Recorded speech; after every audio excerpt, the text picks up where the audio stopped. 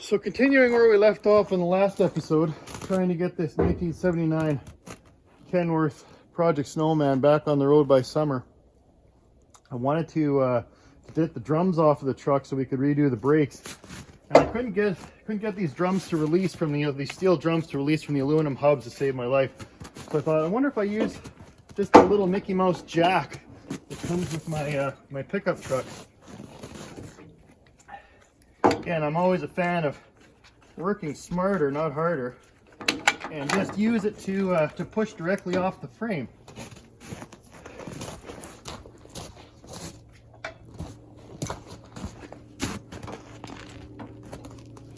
And sure enough, it was enough to release the drum from the hub. Look at that. We need special tools when you got other junk laying around. All right, so let's see what we got. Oh, okay. Oh, these things are beefy. All right, what do we got in here? Boy, the Hornets sure love Project Snowman. Can't get enough of them. Actually, the shoes are in pretty good shape, so, but we'll still replace them. They look a little glazed, and we got a lot of cleanup to do. There's that S-cam I was talking about in the last video.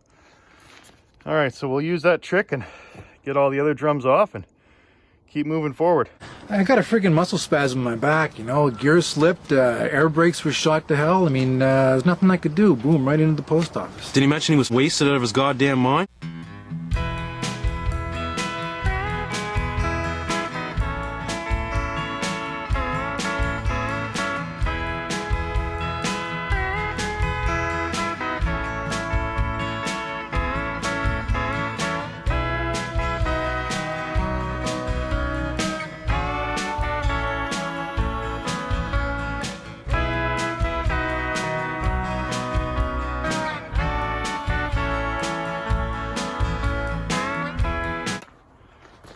All right, so to remove the old shoes, it's quite easy.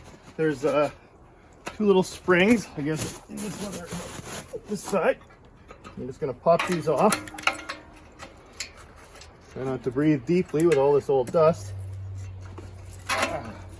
Okay, so that's that.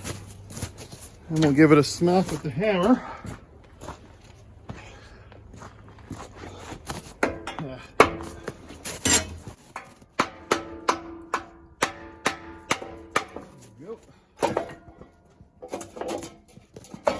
One,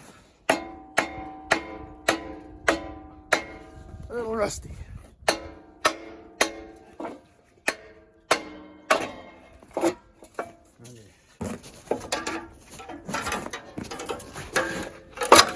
There. And that's how easy they come off of there. So there's the S-cam I was talking about. And as I was saying, it pushes on these little wheels when the slack adjuster gets applied there, and just pushes out equally both the upper and the lower brake shoe. So yeah, just initial inspection at this. Looks like the wheel seals are in good shape. I don't see any oil, so that's good. I had to replace them all in the Peterbilt because oil and grease was just sprayed on all four of these. The doesn't look like there's any significant wear. Let me just see if I can get the glove off.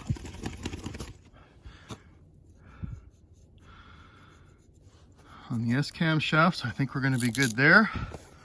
Just need to do a lot of cleaning. Now these guys here, you get new ones when you buy new brake shoes, but they can be just a bear to get out of here. You really got to apply a lot of heat. And sometimes, unless there's significant wear on these, like I'll clean them all up, but unless there's significant wear, there's no reason you can't reuse them and just leave those pins in place. So probably leave those guys. I mean, we'll smack them with a hammer, but I doubt they're going to move without significant heating. But yeah, overall, everything is in really good shape. That's a nice solid deal in there. So I think the bushing's good. So yeah, do that on all four and we'll clean them up and we'll throw some new brake shoes on there.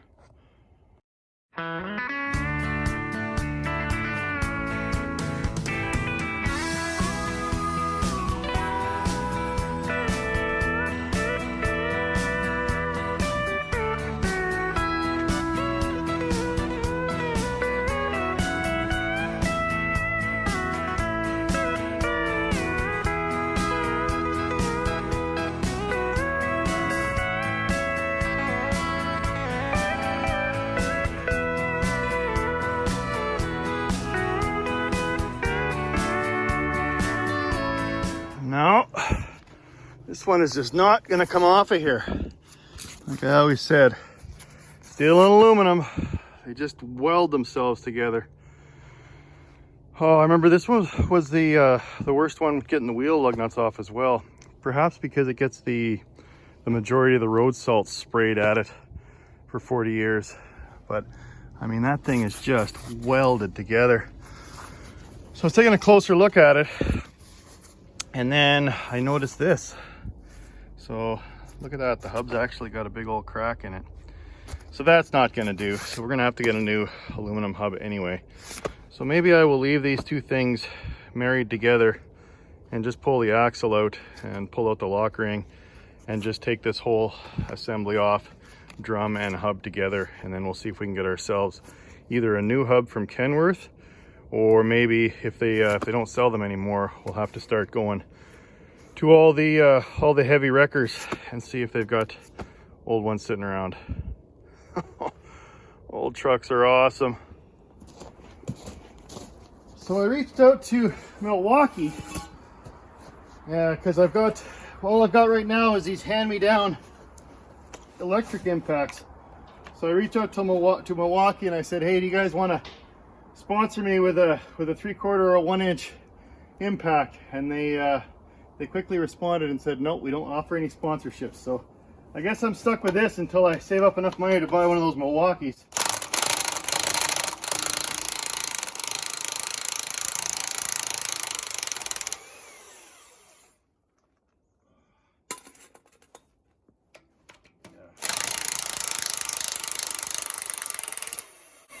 But I suppose this gets the job done.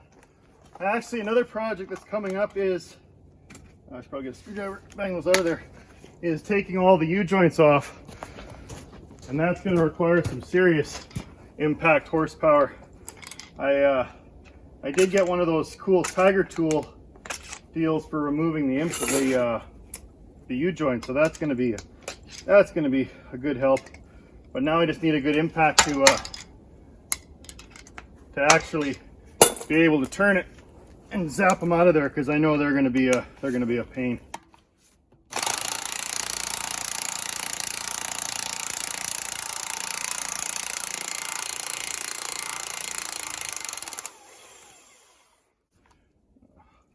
At least we don't have to do them by hand. That's one thing. Oh. But you're going to stick everyone in here, I guess. Okay. We'll speed this up a little.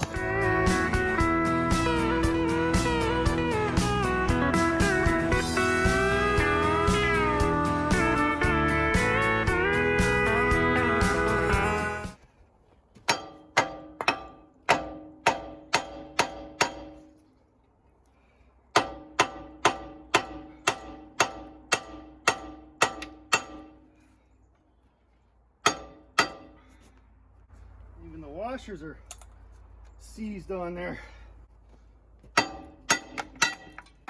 There they all go. Oh, these are like a little bushing. Look at that. Haven't seen that before. So it's a little tapered cone kind of deal that goes in there to center it and push it in all the way.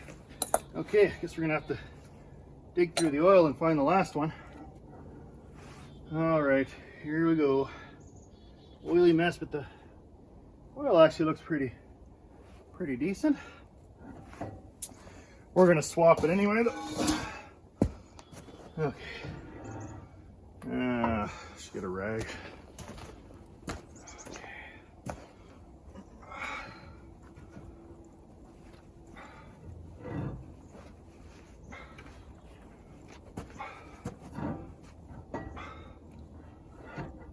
All right. One axle. Let's see, do we have any teeth damaged? Oh, of course. Got a rag and covered my gloves anyway. Okay, a little wear. I'll bring the camera a little closer so you can see. Yeah, a little wear on the splines, but not too bad. We don't see any big chunks missing. I think we'll be able to reuse this axle. Okay, Now I got to get that big nut off of there. Let's hope it's the same size as the one on the Pete, because I have a socket for that one. This is the socket I bought for the Pete. It's a 4 1/8. Yeah, 4 1/8. Now, theoretically, these should be the same because they're all built by PACCAR in 1979. And of course, it's too big. So it must be like a 3 3/4 or something. Okay, nothing's ever easy. So I'll measure the from flat to flat, and then I'll have to go get another fancy socket to get that nut off, because I'm sure it's, sometimes they're loose, but that's when you usually have problems and you see oil leaking in there. This one appears to be very tight. So now someone did put a notch on there, so they probably did use the old trick of a screwdriver to spin it off of there. So I could try that just to get it off, and then we get the proper socket to put it back on, because I do need to get this off of here in order to match it up if I go to a wrecker and try and find another hub. Okay, we'll try it the old school way.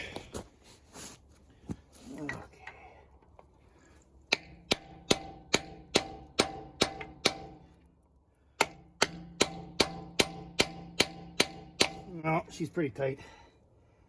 Darn it. Oh, wait. Let's hit it harder, Mark. It's actually turning. Okay, we might get this thing off of here yet. Okay. Oh, wondering why I'm always out of breath. It's not that I'm out of shape, at least for a guy my age, but this stuff is heavy work. Okay.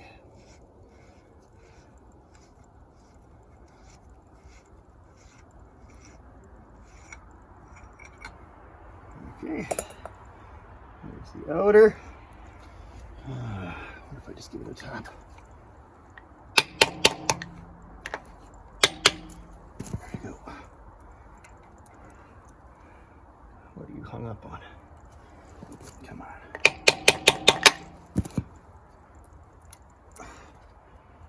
What?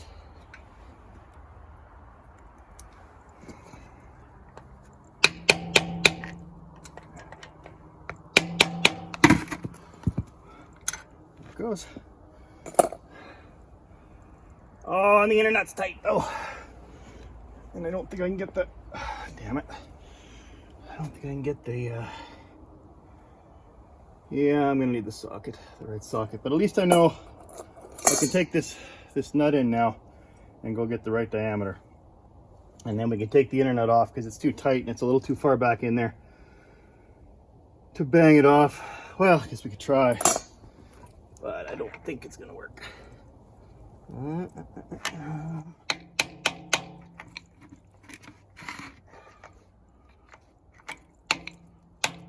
Oh, look at that. I'm being pleasantly surprised today. I gotta go get some of those Gorilla mechanics gloves. I'm all out, so at least my hands won't be too dry from playing with all this oil here.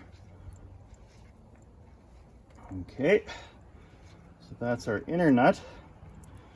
Now I gotta relook at the procedure again, but I think it's 250. You tighten it to 250 as you're turning it, and then you back it off and you tighten it to 50 foot-pounds.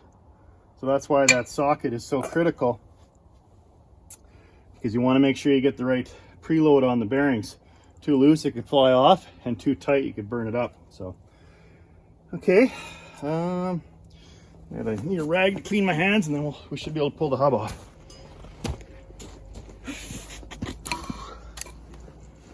Okay, maybe some gloves for this. Probably a few pinch points with the combined weight of the drum and the hub. Okay.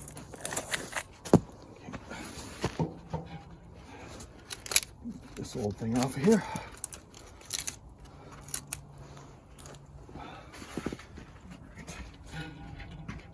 Comes,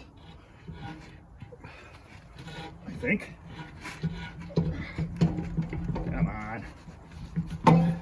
Just got to pull that seal off. There it goes, and there goes the bearing. Okay, Let's take a look at these. Bearing.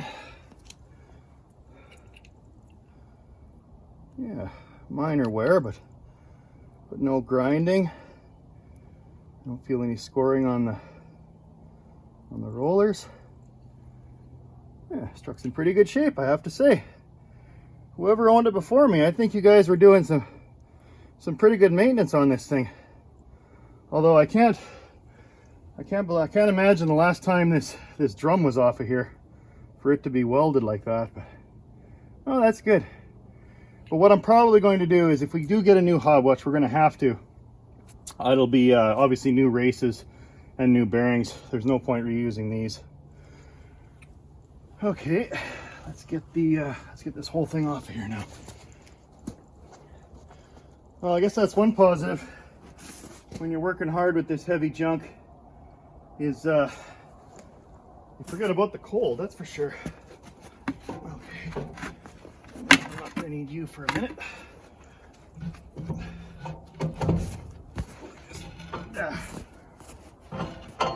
Ah, there she goes. Okay. Ah, come on. All right, done. And for those of you that haven't monkeyed with this stuff before, I'll give you a little explanation what's going on here. So you got an inner bearing, which is down there, and then there's a seal behind it that keeps, so oil comes from the center of the differential there. It'll come down the axle shaft and then fill up this area. Well, not fill it up, but be enough to kind of flow around the bearings and keep them lubricated. So you've got an inner bearing there, and then there's a seal on the bottom which keeps oil from going into your the area where the brake linings are. Obviously don't want that. So you need to make sure the seal's put in properly and in good shape. And then you got your inner bearing that's supporting the inside.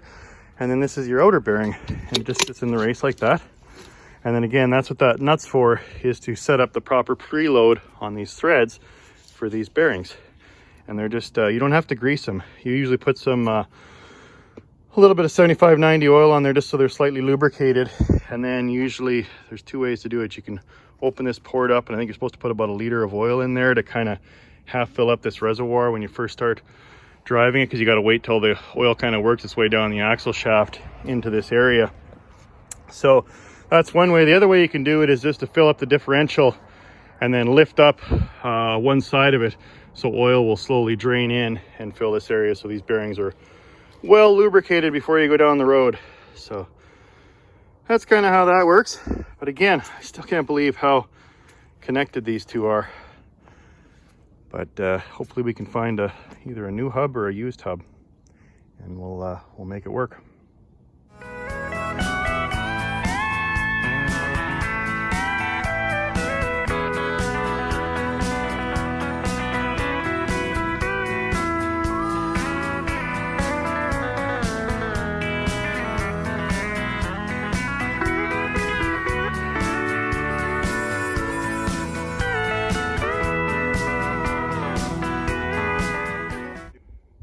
I think that's just about going to do it on this episode. Obviously need to go and get a bunch of parts, so we'll go get new brakes. I still need to get those slack adjusters, and of course I need to find that new hub that'll go on there, and then we can start buttoning this all back up, and then we can start focusing on the brake lines. And still lots to do. I've got to get a couple new air tanks and some new mounts. Obviously the old bolts broke when I took them off of there, so we'll put those in. I think I'm going to put the original tank back in under the seat. We're going to go original with this truck. We want it to match the movie rather than have two custom seats like I got in my Pete. Go ahead and do that. Now I've got to put the fuel tanks back on, jack her back up, put her on some wheels, and then we're going to spin it around, put it back. Well, I guess no, we'll leave it like this and we'll back it into the shop. I got to put the bunk back on there. I still want to sand this stuff down and get it smooth. What I'll probably do is see what I can do, see how good I am as a painter, and at least paint this wall and then the inner wall of the bunk.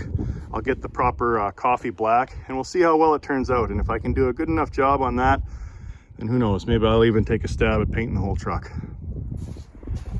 Okay, next I want to do a little bit of opening up the mail. So once again, the Twin Stick Garage fans are absolutely mint. There was one fellow by the name of John that said he used to be a mechanic, and he wanted to get rid of some stuff that was just laying around. So he sent me these Cummins manuals so I can rebuild the old big cam if I wanted to. And check this out, a maintenance manual for Kenworth. I mean, what a treat that's going to be. That'll tell me the air system, wiring, all that stuff, all the tech specs. So that is going to really come in handy. I actually ordered one off eBay for the Pete, but I didn't have one for the Kenworth. So thank you so much, John. And then to top it off, we got a bunch of extra parts laying around. So we got a windshield washer motor, and he sent me a bunch of these.